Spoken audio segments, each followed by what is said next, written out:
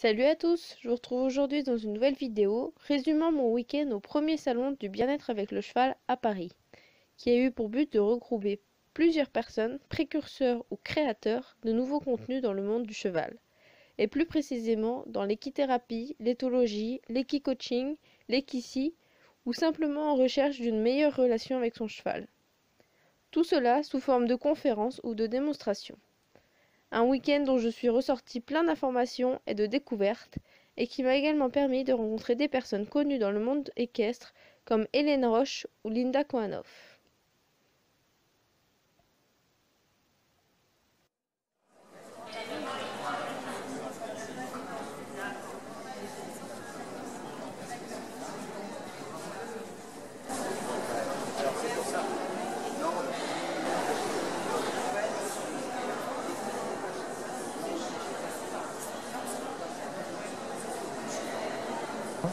Il y a des moments où il lève la jambe, c'est pas par hasard.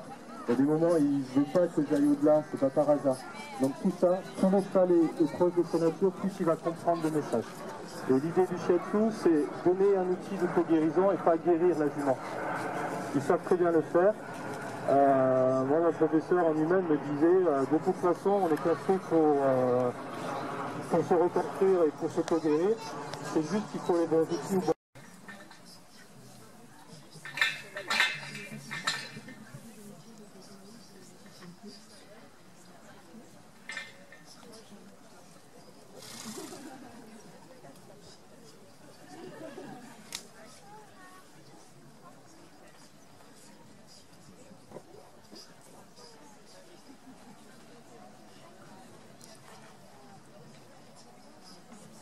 Bien sûr, parmi ceux qui vont participer à l'événement, bien sûr, n'hésitez pas si vous avez des soucis, évidemment,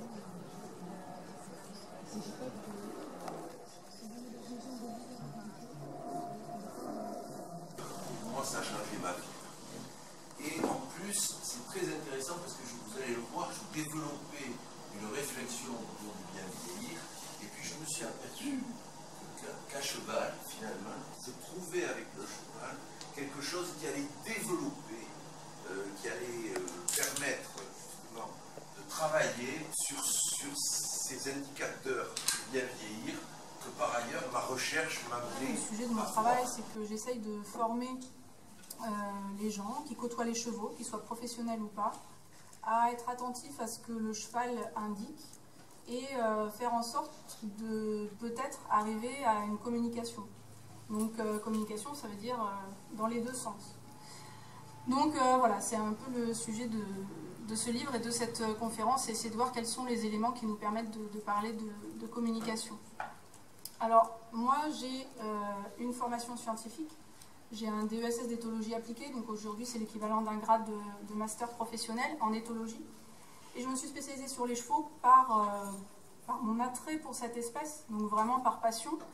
Et du coup, depuis maintenant 10 ans, je fais un travail de vulgarisation scientifique entre donc les travaux issus de la recherche et ce que sur le terrain on peut en tirer, avoir comme information et qu'est-ce qui est utile pour les personnes qui côtoient les chevaux au quotidien, puisque les scientifiques ont peu de temps et c'est pas non plus leur métier de partager leurs connaissances, bien qu'ils le fassent un petit peu, mais ils le font pas de manière suffisamment répétée et fréquente pour que ça puisse diffuser largement vers les utilisateurs. Parce que le cheval n'a pas de langage auquel nous sommes, auquel la plupart des êtres humains ont accès.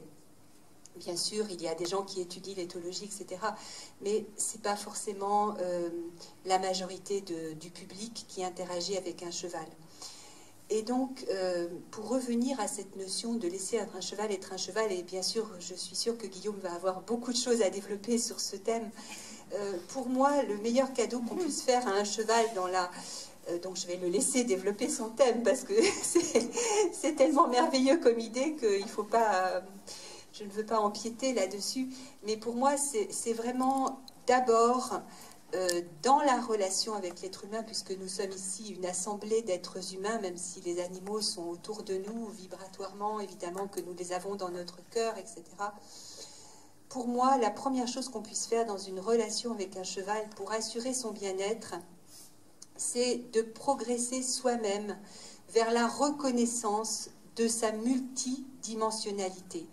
Le cheval est un être comme nous, un mammifère extrêmement complexe, avec, je ne vais pas répéter toutes les choses que nous avons entendues ici depuis 2 jours, mais avec tout simplement, pour les reprendre rapidement, une sensibilité, une intelligence, des langages, une vie sociale, etc. Et donc, apprendre à reconnaître cela, ça nous emmène sur la piste de « je découvre l'être et le potentiel extraordinaire de cette créature ». Et du coup, je peux développer la relation avec lui d'une façon qui soit enrichissante à la fois pour lui et pour nous. Qui a créé une association avec un réseau. Nous accueillons des chevaux de course réformés donnés par leurs propriétaires afin qu'ils ne partent pas à la boucherie et qu'ils aient une seconde vie. Et même ceux qui ont des pathologies qui ne pourront probablement plus être montées. Donc je m'occupe précisément de ceux qui ne pourront plus être montés. Donc je les accueille et je leur dis bienvenue. Et tu parles avec eux? Je parle avec eux, mais je ne parle pas aussi bien qu'Anna. Mais bon, je pense qu'ils comprennent qu'ils sont là pour un moment. En général, ils vont peut-être rester 1 an chez moi. Où ils vont être soignés quelquefois de pathologies de course aussi, parce que c'est des chevaux qui vivent en boxe, donc souvent ils ont des ulcères. Bon, ça c'est normal, c'est leur vie des courses. Certains ont des accidents de course. Tout ça on peut les soigner. En général, ils arrivent, je défère, je laisse les chevaux ensuite pieds nus et j'espère qu'ils le resteront ensuite. On ne savent pas. Progressif. Je le demande aux gens qui vont les prendre. Et j'ai confiance en eux. Après, chez moi, ils ne seront pas en boxe, sauf sur des pathologies de fracture où ils seront obligés de faire 1 mois ou 2 de boxe. Mais ils seront tout de suite remis au pré avec d'autres chevaux. Donc souvent, je ne les mets pas directement dans un groupe. Je choisis un cheval qui est très accueillant. Il va d'abord aller avec un premier cheval dans un pré et ensuite je les réintègre dans un groupe, que ce n'est pas un stress ou... Vous êtes par terre et là vous lâchez le cheval au niveau de la porte et vous attendez, vous regardez ce qui se passe. Est-ce qu'il fait le tour? Est-ce qu'il y va direct? Voilà. Et là vous regardez, vous chronométrez. Au moment où vous lâchez, vous chronométrez, vous regardez et vous pouvez vous servir d'autres études et regarder aussi le temps qu'ils mettent. Par contre, à ce moment-là, si vous vous servez des études, il faut regarder comment était fait le protocole, quel était donc le matériel et méthode pour dire j'étais pas dans les mêmes conditions, donc c'est pas comparable. C'est ça qui est très compliqué. Moi je le fais dans mes stages. Les gens sont curieux de voir, j'ai 10 chevaux à la maison, on va en prendre 3 puis on va le tester dans les mêmes conditions. Voilà, je pose quelque chose par terre. Il y en a qui viennent pas du tout, mais pas parce qu'ils ont peur, parce qu'ils s'en moquent. Il y en a qui sont très curieux, donc ils vont venir voir tout de suite. Il y en a qui mordillent et puis qui prennent l'objet dans les dents. Donc là, on peut comparer, puisqu'ils sont 3. Donc là, j'ai une base, je les compare les uns avec les autres. Donc à la limite, ce qui peut être intéressant, c'est de comparer ce cheval avec celui d'une copine. Tu vois, le mien, il est beaucoup plus curieux que le tien. Ah oui, mais le mien, il a moins peur de... Ah bon, voilà. Ça peut être intéressant. The Eponaquest approach is one that was officially started in 1995. Et donc l'approche Eponaquest officiellement a commencé en 1995 in Arizona. Et en Arizona. And over the years, we've actually improved the various activities and tools that we've created to bring horse wisdom into the human world. Et depuis ce temps, nous avons continué à améliorer et à aller encore plus profondément dans les outils, les approches, les façons de faire pour aider en fait les chevaux à amener aux humains leur sagesse. Over the years, we've also, through the fact that I've had to write 5 books. Et au fur et à mesure des années, et à travers le processus que j'ai réalisé en écrivant 5 livres, to try to put into words what horses are teaching us. Tout ce que je fais, c'est que j'essaye de mettre en mots tout ce que les chevaux sont en train de nous apprendre. And I think you know, if you have horses, that we need 10 or 20 more books. Et vous savez très bien, pour vous qui fréquentez ou qui avez des chevaux, que peut-être je vais avoir besoin encore de 10 ou 20 livres supplémentaires.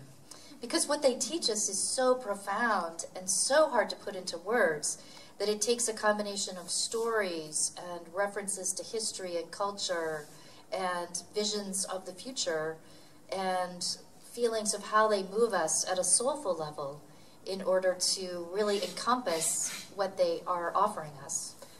Parce qu'en fait, les chevaux ont tellement de choses, une telle richesse à nous apporter que ça nécessite non seulement beaucoup de mots, mais des études, et puis le fait de s'investir à différents niveaux, d'aller chercher dans des références, de pouvoir aussi observer, formaliser des expériences, que de pouvoir enfin peut-être approcher tout ce qu'ils ont à nous apporter. But in the process of translating a lot of what horses teach us into words, we've also developed some ways of taking the horse wisdom directly back to humans who aren't ready yet to come out to the barn. Et donc, à travers ce processus de pouvoir mettre en mots la sagesse des chevaux, on est arrivé en fait à formaliser des outils, des exercices, des approches qui permettent même à des hommes, ou des femmes, des humains qui ne fréquentent pas les écuries d'avoir accès à cette sagesse.